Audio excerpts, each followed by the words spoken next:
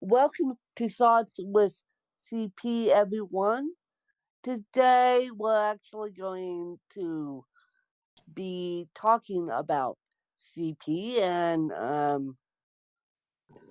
some of the drawbacks of Danielle and I having CP. And then I will put it out there that I have something called communication apprehension, which basically means I am afraid to talk to people, believe it or not.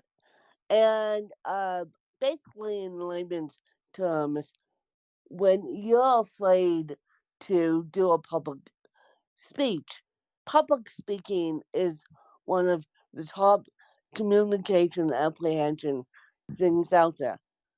Yes, I'm getting over it, but it's going to take me a while. How did I learn this? I learned it through my textbook of my interpersonal communication class. And the next thing I have is something called aphasia. I remember details of a conversation. I remember people's interviews on the podcast. I remember doing interviews on the podcast, but at the same time, I can think of a word, um, but I can't remember it. I can, I know what the word is, but I can't remember it. And they call that aphasia. And granted, I've had aphasia for many, many years.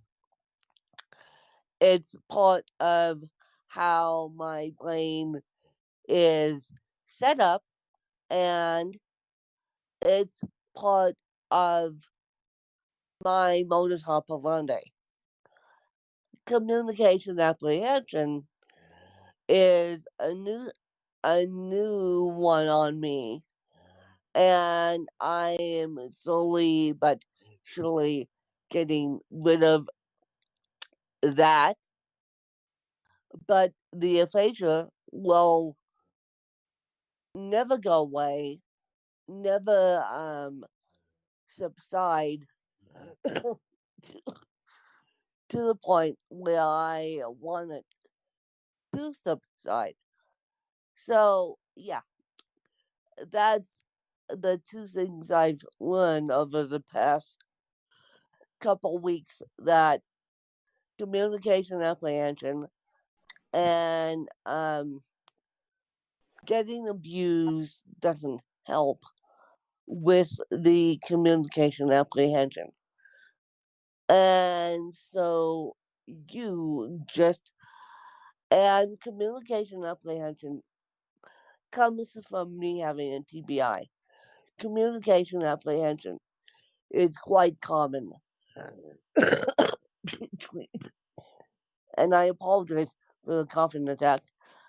Communication apprehension is quite common between public speaking and people with TBIs. Now, what you can do with a person with a TBI and with um, public speaking is slow down. Slow down. You have to pause and let the person finish their thought. You can't just go on and on and on. You have to let the person finish their thought. And I don't care if you have to repeat what you just said and sound like an idiot to the person with the TBI. But you have to slow down enough so that the person with the communication apprehension slash the traumatic brain injury could understand you. And I'm going to swing it to Danielle here. With Danielle's speech impediment, oh my God, I can't tell you how many times people will run her over like a Mack truck because they and she's laughing at me for that statement Yeah. because they think she's dumber than a box of rocks.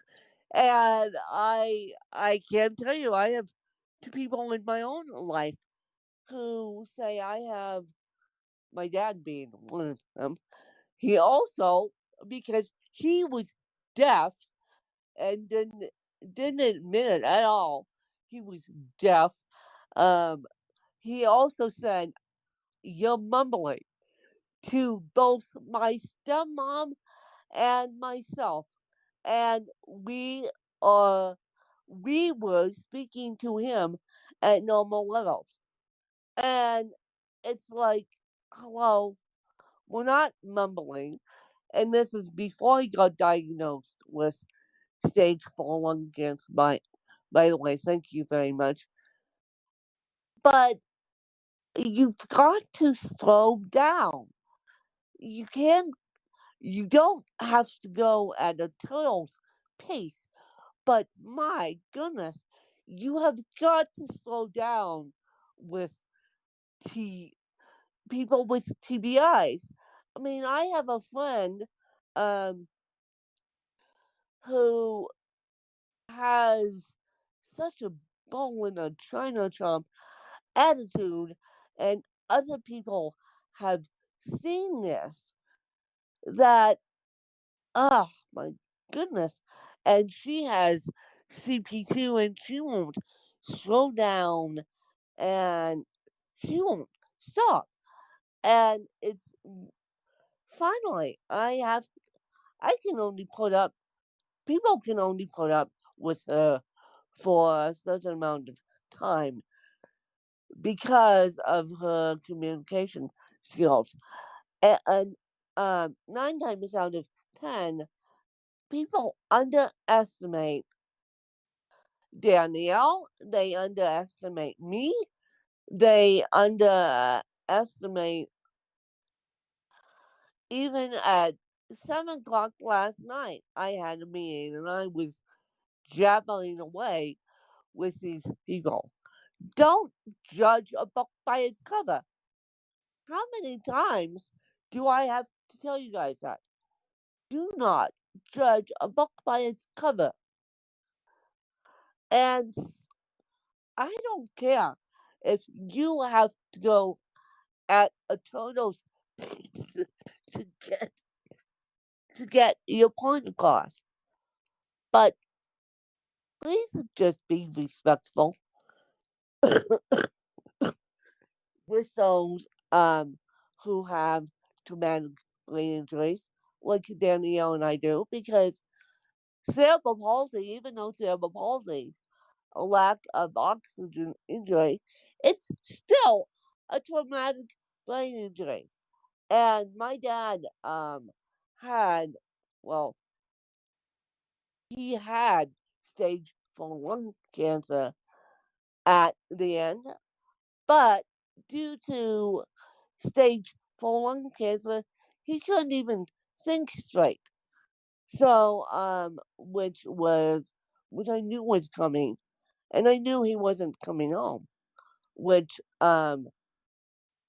my stepmom doesn't. Well, she got it finally.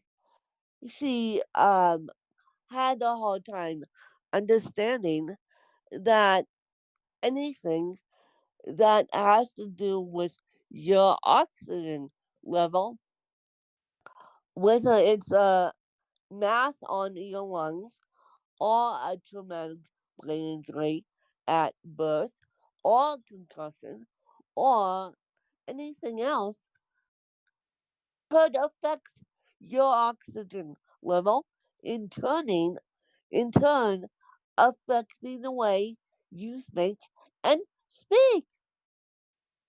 I don't know how many times I have to tell you guys that. Now, can you please do me a favor? This week, when you meet with, when you are in a business meeting and you have a person with a medical challenge, you don't have to slow down to a turtle space, but you do have to respect them for who they are. And Danielle, do you want to say anything else? Yeah. Go. I love having CP, but I have hard times with it too.